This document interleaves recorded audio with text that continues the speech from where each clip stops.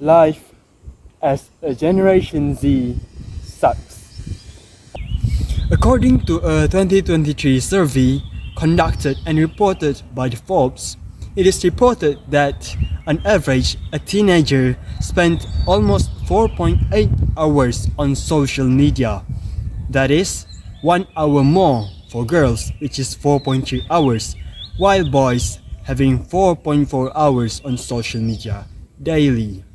Now, what does this data mean? It means that in our daily life as a teenager, which is known as the current Generation Z, it is only a daily basis for us to open and close Instagram, Twitter, WhatsApp, and so on. When we look at our lives as a Generation Z, as for me, I will see that almost all of my time I spent on social media. I have almost seen social media on every hour, every minute, perhaps maybe every second. But how does it affect us? Hello, Assalamualaikum warahmatullahi wabarakatuh. I'm Zafran. Today I'm going to talk about FOMO. And what is FOMO and what does it causes? And last but not least, after we having all of these keywords, how do we actually cure it from ourselves?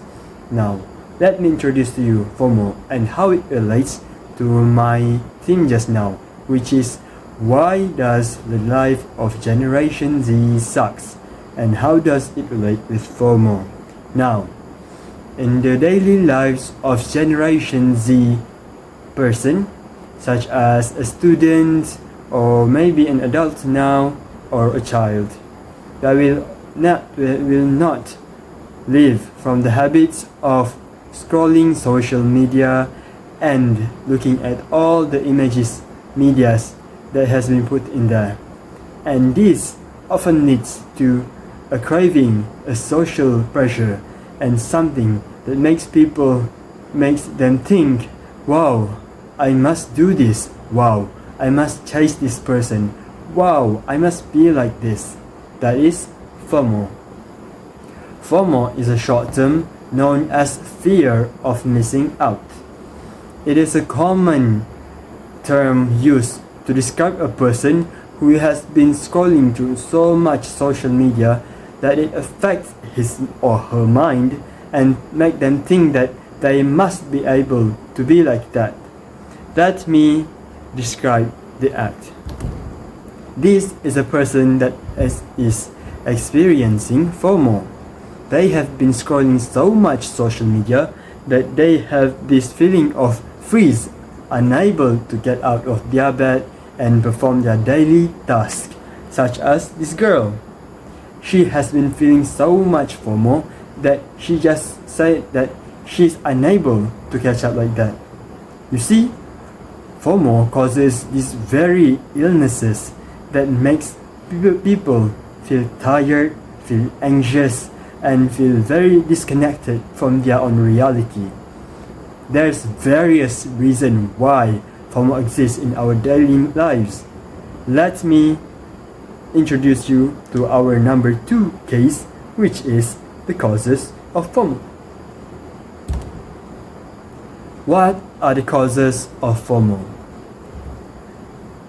First and foremost, we must remember, do you ever get stressed out when you come across those delightful, which is highly selective, filtered, and cropped photos posted by friends, families, and celebrities to your social media feed? And after you see this, after you see all those delightful posts, you will think to yourself that, damn, their life is so good. I wish my life was like that too. And then we will say that, wow, why is my life so boring? I am so left behind. And thus, living to the very feeling of left out and feeling very unattractive, and which even leads us to feeling that we are not worth of love. And this will cause some people to feel very tired. Much of a Generation Z people that has been experiencing right now in our daily life, we've been seeing so much data of Generation Z worker feeling so much pressure and anxious from various reasons. Well, not to mention one of the biggest causes of them feeling tired all the time is through FOMO, and thus leading them to be unproductive throughout the day. See why this is relevant towards the Generation Z people?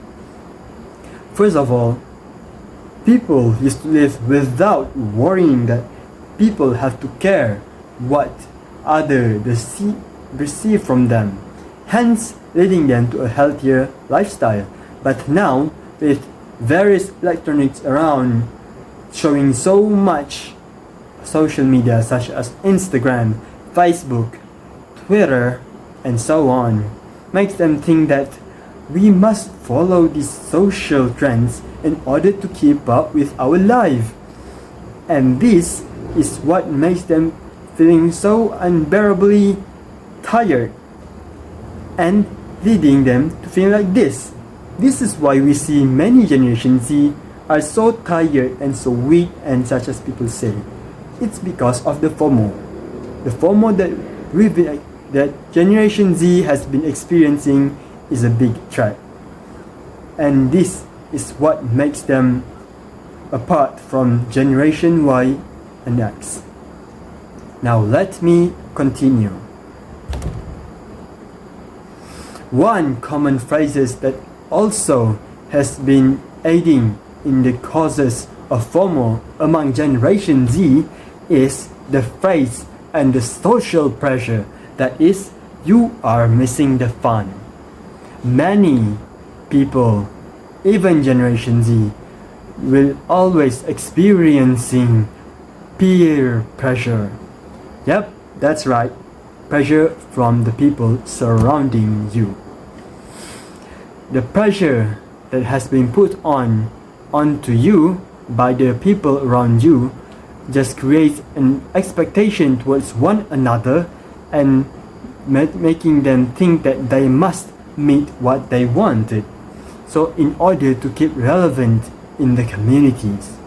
And hence, this is where bad things happen, where bad expectations, and then we got bad reputations, and then we got bad influence toward ourselves, which causes bad lifestyle, unhealthy lifestyle to be exact.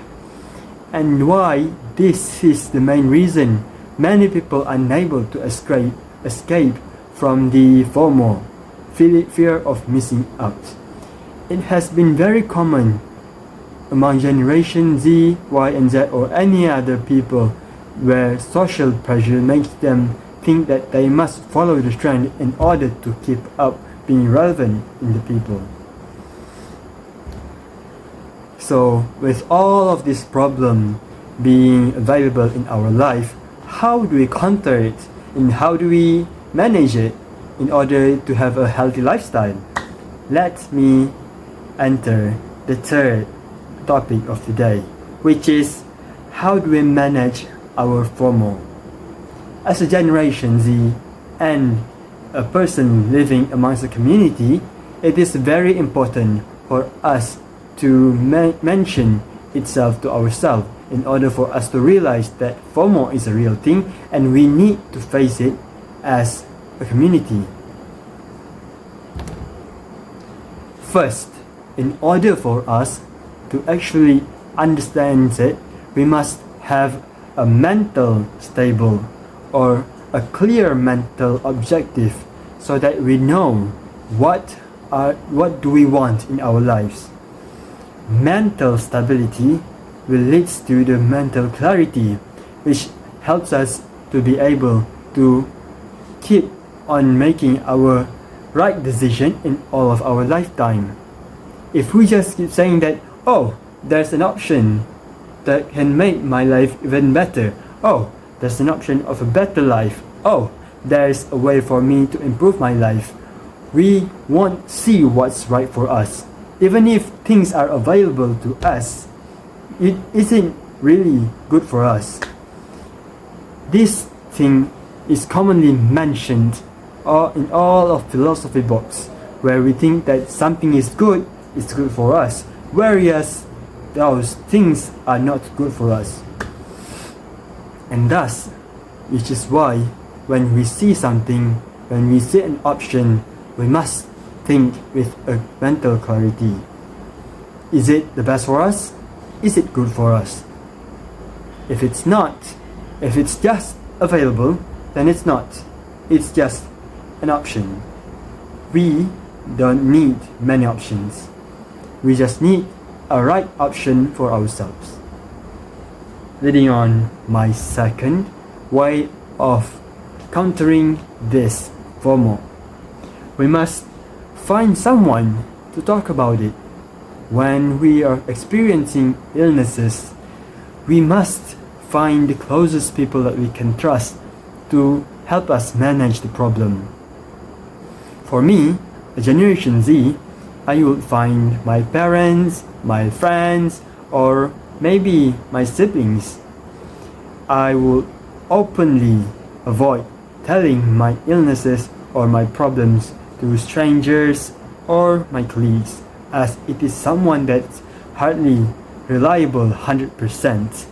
So, when I actually met those who I can trust with my problem, it can help me to untangle everything that has been messing in my mind that causes me to feel FOMO, so that when I was able to see clearly through everything that has been messing with me and makes my mind feeling vulnerable and feeling very freeze, unable to get out of the bed for my daily basics, and only then can I help myself to maintain my mental clarity, and hence it helps me to build a better connection between my relationships with my people. And that's why I believe it is very important for us not to break bonds between our people, our trusted people. And now it has reached the end.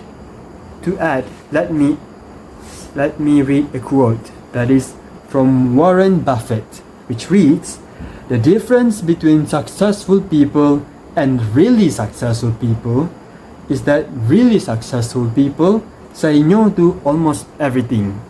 That's all from me. I hope you understand the importance of managing FOMO in our daily life. And hence, please control your life as a generation.